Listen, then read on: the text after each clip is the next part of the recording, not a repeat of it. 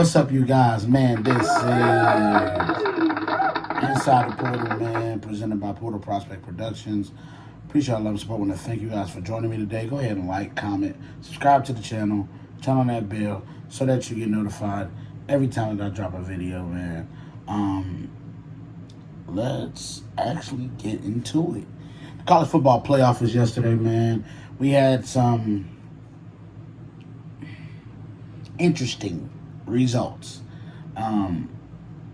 Texas versus ASU, Arizona State University, was a crazy thriller game. Went to double overtime, man, with the Texas Longhorns hook 'em, pulling out the victory 39-31.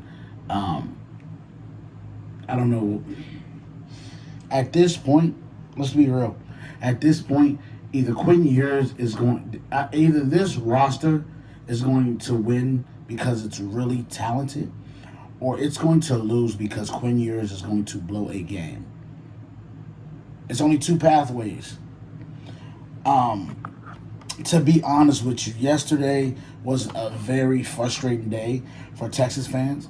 They were up, what was that, 24-8?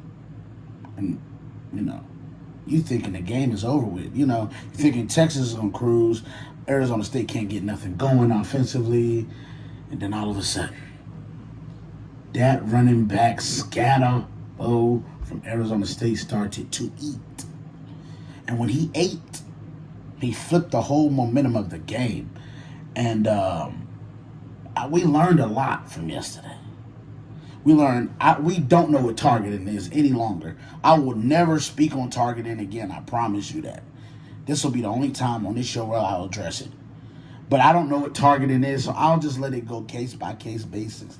Even though what that guy did from Texas is literally the definition of what targeting is for. The lowering the crown of your helmet. And he literally lowers his crown of his helmet. But they're saying because the ball got tipped. I think that is what they're saying. The ball got tipped at the line of scrimmage, even though that still shouldn't have nothing to do with that. And I just think that, bro, it's weird.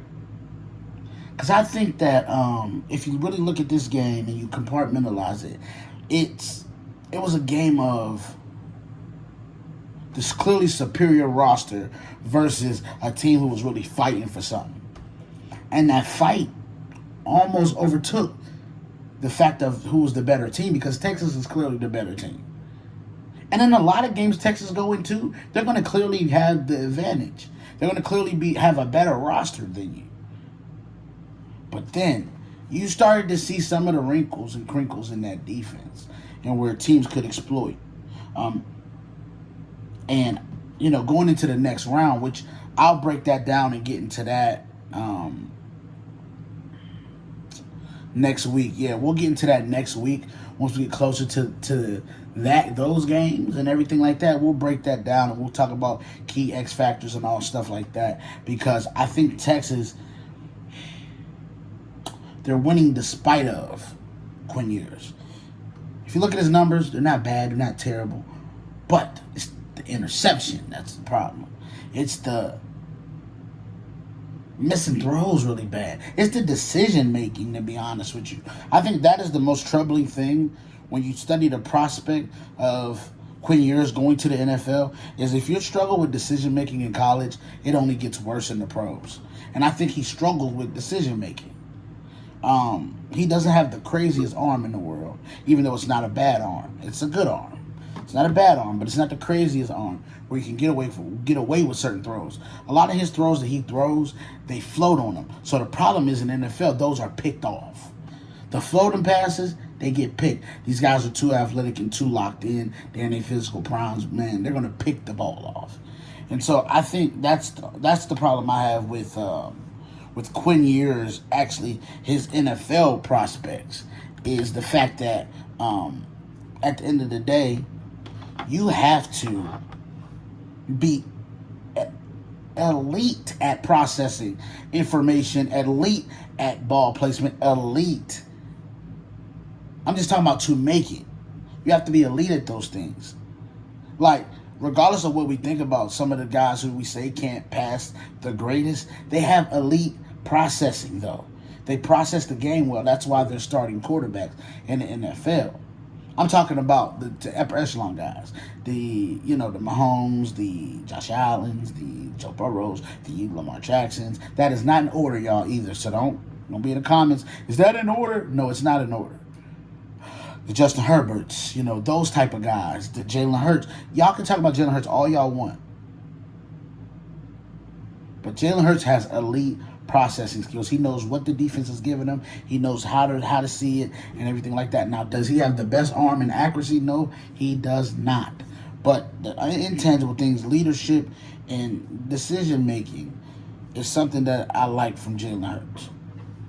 Most of the time, not all the time. But what I'm saying is, coming out of college, when you're not super athletic, that's the thing too. Jalen Hurts is super athletic. And so certain things he can get away with from an athleticism standpoint that a guy like Quinn Ewers in the league, you're not going to be able to get away with because you're not the athlete. You can't just go and create. Yours, you have to have, when you're especially you're a pocket passer, you have to have elite decision making. And I just don't see that from Quinn Ewers. And I spent a lot of time talking about Texas. Let me slide over to the granddaddy of them all, because I fell asleep on this game. I'm an Oregon fan. Everybody knows this. I'm hurt, depressed. But I understand what my team is and I understand why we lost. The Ohio State Buckeyes just put it on. Destroyed them. Confidence snatched. Beating taking place. A whooping. Spanking. Belt to us was handed out. I thought that Oregon was going to play better. I thought they were going to come out with a sense of urgency. I thought they knew they had a football game. Because they played like, wait, we got a football game? That's how they played. I blame coaching on that one. I also blame coaching on the plays that we were running. We attacked them on the outside. And I understand the safety being there and all that, but you have to find a way to be able to attack the outside or attack the middle of the field. I mean, we just could not. And you know what it is with Dylan? And this is why, if you look at Dylan Gabriel's NFL prospects, the problem with Dylan Gabriel is he is really short. But he does have elite running ability. He just didn't use it yesterday at all. He didn't use his feet to create the windows, create the downfield passes. Because that's what I kept saying. What they were trying to do was box him in the pocket and make him have to throw from there all day. But I'm like, you have rushing lanes too where you can run and step up through. And he just wasn't doing it. That needed to be his mindset because of the way the defense was playing. Because him running would have loosened them up. It would have loosened up the defense. Because we couldn't run the ball with our running backs and everything like that. Our starting running back got injured and everything like that. But because for that reason, there should have been an emphasis on him using his legs. Because you loosen up the defense, the back end starts to turn around and look at the quarterback, and you go right over the top. It's really simple. It really is. But we didn't do any of that. I think I seen one shot down the field all game. One shot down the field. And, but it is what it is, man. You move on. You give credit to Ohio State, man. That Jeremiah Smith is the best receiver in the country as a freshman. Dude's unstoppable. I tried to tell somebody that earlier. I was arguing with my friends earlier about, they know I'm an Oregon fan, so they own me right now. Talking all kind of junk. But like I was telling them, man, Jeremiah Smith's been doing that to everybody when he's throwing the ball. They just decided to pick. Hey, they just decided today, you know what? Like they said, if it's one-on-one, it's man-to-man, they going over the top. The problem is he has elite ball skills. He has elite speed. He has elite hands. Elite run after the catch. Everything is elite when it comes to this kid already, which is scary because his draft prospects is probably going to pan out the way Julio Jones did. Also, but he's going to be looked at like Megatron as far as, oh no, this is a can't miss prospect right here. He can be drafted number one overall type potential. That's the potential, you know. I think he keeps on developing, which Ohio State does a great job of developing receivers. Yeah, he's going to be a can't miss. Him and Ryan Williams from Alabama, they're both going to be can't miss prospects for sure. For sure. But yeah, he was an elite. Will Howard played really well. I give him all credit. I thought it was weird that he wasn't on stage yesterday. You know that was weird. But shout out to Ohio State. You know, GG's in the chat. But yeah, man, tough pill to swallow, man. You've been undefeated all year, and then you come out here, you know, in the playoffs, and you give that kind of effort, you get that kind of play, man. It's unacceptable. It's really unacceptable.